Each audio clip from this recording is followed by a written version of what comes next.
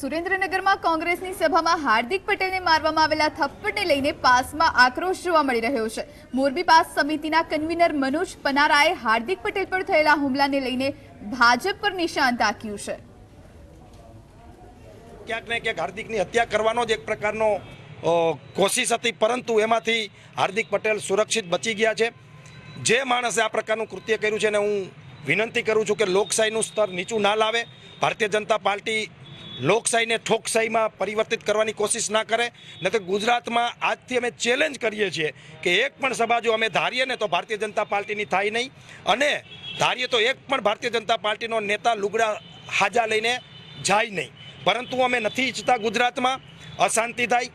Bharatiya Janata party ઈચ્છે છે કે મતદાન ઓછું થાય, ગુજરાતમાં અશાંતિ ફેલાય, પરંતુ હું ભારતીય જનતા પાર્ટીના નેતાઓને કહેવા માગું છું કે પાટીદાર સમાજ અને પાસ સમિતિ એવું ઈચ્છતી નથી કે ગુજરાતની અંદર અશાંતિ થાય।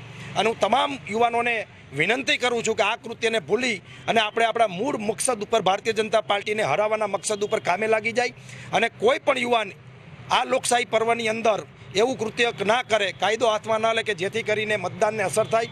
અને જે માણસે આ કૃત્ય કર્યું છે એનો 23 તારીખ સાંજે 5 વાગ્યા પછી હિસાબ ઈંટનો જવાબ પથ્થર